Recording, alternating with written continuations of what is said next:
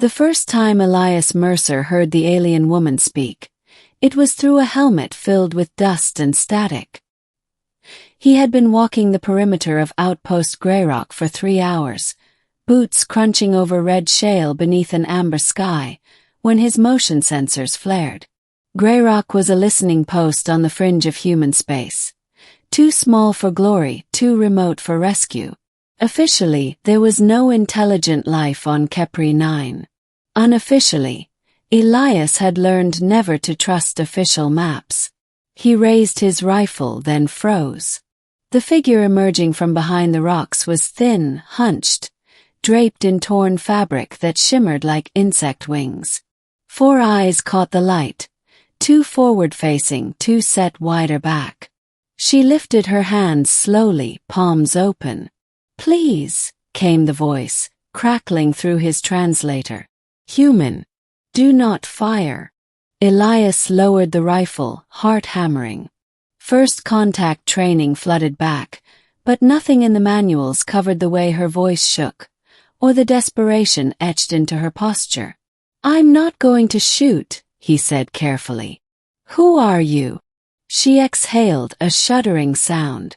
"I am Salith of the Kthari, and I am very far from home." The Kthari settlement lay in a canyon 2 kilometers from the outpost, hidden beneath layers of camouflage netting and carved stone. It was old, older than humanity's first jump drive. Salith led him there with limping steps, pausing often to rest. What Elias found chilled him more than the thin air ever could. The city was dying. Bioluminescent towers flickered weakly, their organic surfaces cracked and withered. Children huddled near heat vents that barely glowed. Elders lay wrapped in blankets, their breathing shallow. Machines, ancient, elegant devices fused seamlessly with stone, sat silent and dark. "Our sun is changing," Salith explained as they walked. "Its radiation shifted centuries ago. We adapted. Then came the storms. Then the ground quakes. And finally the raiders." "Raiders?" Elias asked. She nodded, eyes dimming. "They strip worlds. They took our remaining fuel. Our skyships. Our hope." Elias swallowed. He had seen that kind before. Species that survived by devouring the futures of others. Humanity had fought them once, early in its expansion, and barely won. "How many of you are left?" he asked. "Just under 3,000, she said softly. "Once we were millions." Elias knew the rules. Non-interference. No unauthorized evacuations. Greyrock wasn't even equipped for mass transport. And yet, as he watched a Kthari child press a small glowing hand against Salith's leg, he felt something twist painfully in his chest. Command's response came 12 hours later. "Negative, Greyrock," the voice said over the comm. "You are not authorized to extract indigenous populations. Maintain observation only." "They're dying," Elias snapped back. "This planet won't support them for more than a few years. Months, maybe."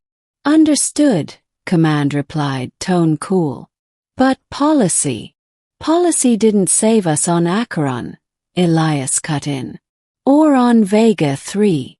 Silence followed. Then, "This channel is closed." Elias stared at the blank console.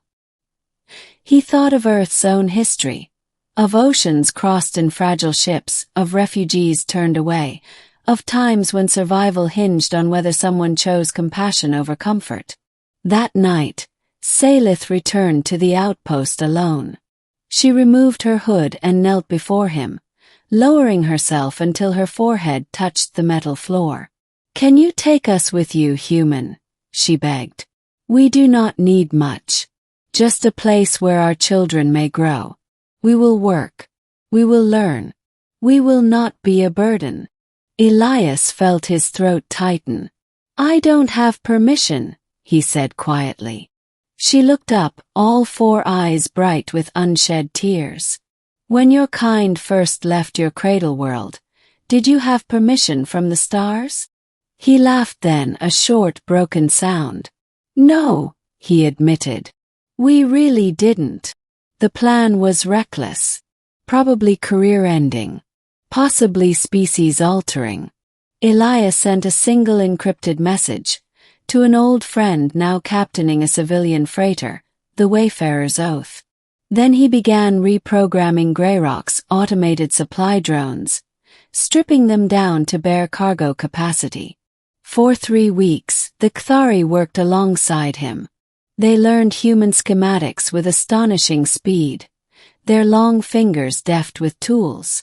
In return, they taught him how to coax power from their living machines, how to stabilize biostructures long enough to survive transport. When the raiders came, they came screaming out of the clouds in jagged ships, weapons blazing. Elias didn't wait for permission. Greyrock's defense grid, obsolete but stubborn, roared to life under his hands. He rerouted power, overclocked capacitors, and turned mining lasers into impromptu artillery. Kthari pilots, flying salvaged craft held together by will and hope, joined the fight. The battle lasted 17 minutes. When it ended, 3 raider ships burned in the sky, and the rest fled.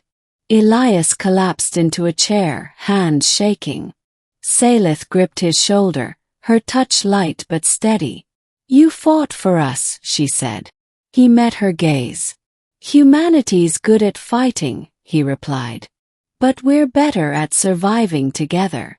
The Wayfarer's Oath arrived under false transponder codes, its hull scarred from 100 unsanctioned runs. Loading took days. Families boarded the drones in silence, clutching what little they owned. Children stared wide-eyed at human technology, fear slowly giving way to wonder. Salith oversaw every detail, refusing to board until the last of her people was safe. As the final drone lifted, Elias watched Kepri 9 recede, a dying world left behind but not forgotten. Where will you take us? Salith asked as they stood in the freighter's observation bay. There's a system near Tau Ceti, Elias said. Terraforming projects stalled years ago. Atmosphere's stable. Plenty of room. She nodded. Then we will begin again. Command's reprimand came eventually. So did the demotion. Elias accepted it without regret.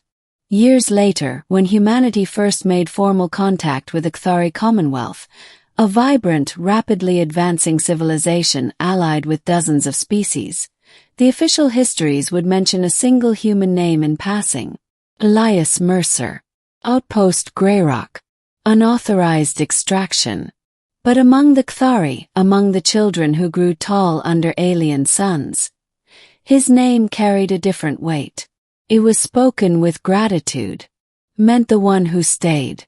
And when future generations asked why the Kthari trusted humanity, why they stood beside humans in councils and conflicts alike, the answer was always the same.